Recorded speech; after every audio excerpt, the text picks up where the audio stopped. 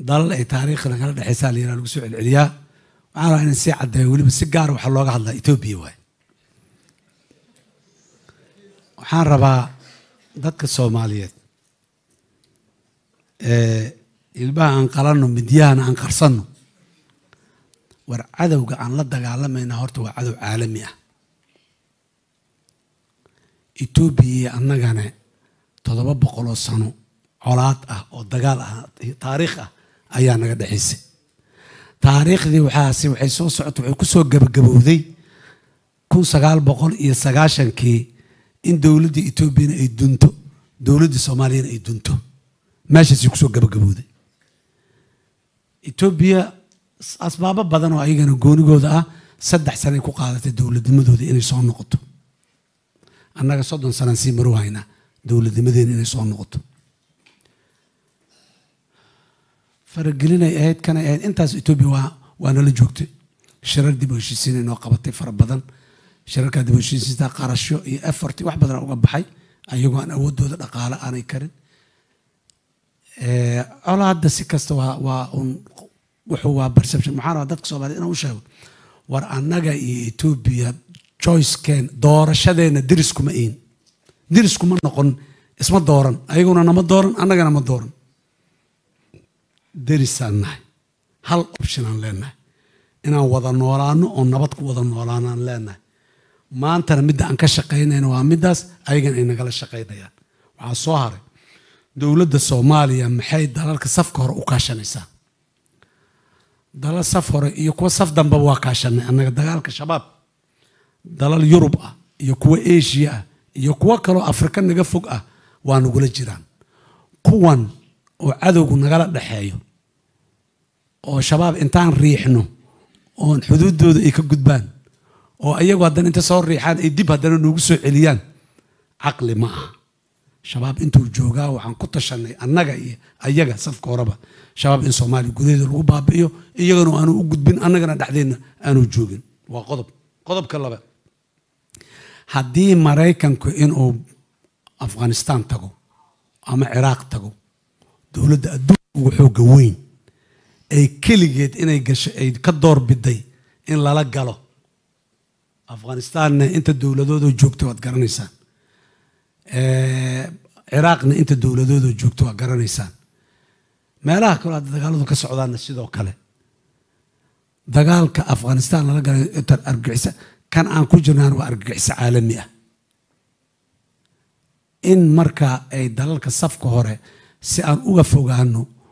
إن الشباب حق أسير حق أسرع مرة ما يكون بحثان إهلان يعني أدور بينه وقضب كلابات ومن تصنع عشان أوبريشن كأنجا الدولة ده نجا دحية وسجاشن معلومات وقضب الله بعد جرى الدولار كصفقة هره دلنا عيد مديس دل كان جوجن مجيران إنه أمسون يا أو علن عقارن أنتوا وحرية هي إنه محنكو هذا عيدن كي كيا أما كي جيبوتي أما كي كلا ويا ما دام عيدن جيبوتي نوجو عيدن إثيوبيا نوجو كوكينيات أنا ونوجوغان مهلي كرنو أمسون ترى على صوب بدي أنا مهلي كرنو أمسون سيدا أنا عن ربنا إنه وشقيسة ودقاقدنا مهلي كرنو دولته دينا كلمة هشين كرنو لأن أمسون وحيكون جرتا United Nations Security Council Resolution African Union Resolution دولته دي حتى وحبدا كما بدري كران وركوا أننا عندي كرنو وضدا أنا ربنا إنا مرتان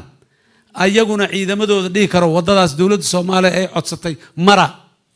وايا كوا مانتا عن دلبنا أنا هايسنا وحانو أرقني حلقة عدو قلنا هايستاهي ماشي وكفدو ديهاي وكسو قابنا إنيين كينيا أنا إيست أفريقيا كوميونيتي أنجلوها هنا هدام بسكسي بيرنا سكسي سعنا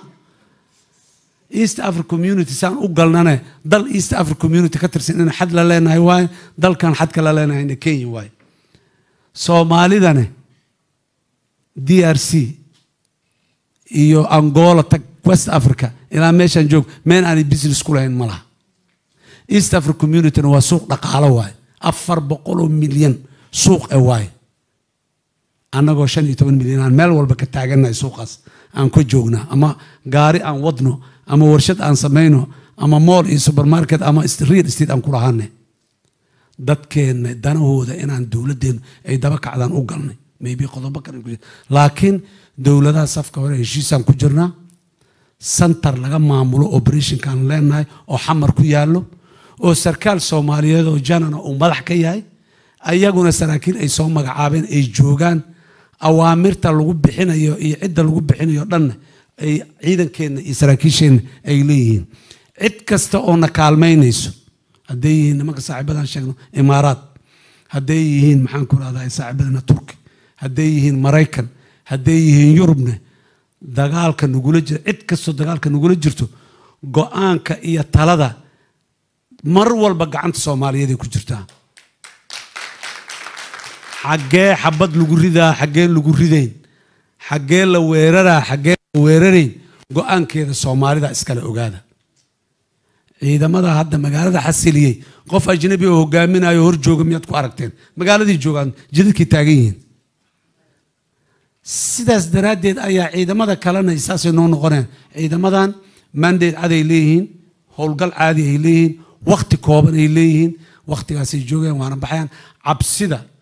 shalay hadday lugta nooga xirnaato oo aan iska furi weyno shalaan joogaynaa ogaada maanta ma joogayno shalayaan joogaynaa maxamed cabdulla xasan iyo maxaan ku yiraahdaa axmed gurey iyo imaam nuur iyo akhyaartii kale geesiyaashii kale sheekh xasan barsane iyo maxaan ku yiraahdaa sheekh bashiir iyo maxaan ku yiraahdaa raggii geesiyaashii hore jiro dhan maalintoodii shaqadii loo baahnaa qabteen qarniga 12aad annaga dadkeedii ilaahay naga dhigay shaqada loo baahan yahay qabanaynaa aad iyo aad u maasantiin madaxweyne adiga mudan dabcan arrimaha gudaha aan ku bilaabo su'aal ka timid dadka su'aalaha ku soo diray internetka madaxweyne qofkan wuxuu leeyahay mar dhaweed waxaad magacaawday ergey wada hadallada Somaliland iyo Soomaaliya u qaabilsan laakiin goboladaas waxaa ka dhacay colaad wali taagan oo dadka sool ay leeyihiin kama tirsanin Somaliland waxaanu ka tirsanahay Soomaaliya ergeyga aad halka u dirtay sidee buu uga qayb gelinayaa wada hadallada dadka degan SSC sidoo kale waa maasan tahay waqooyiga Soomaaliya ama gobolada waqooyiga Soomaaliya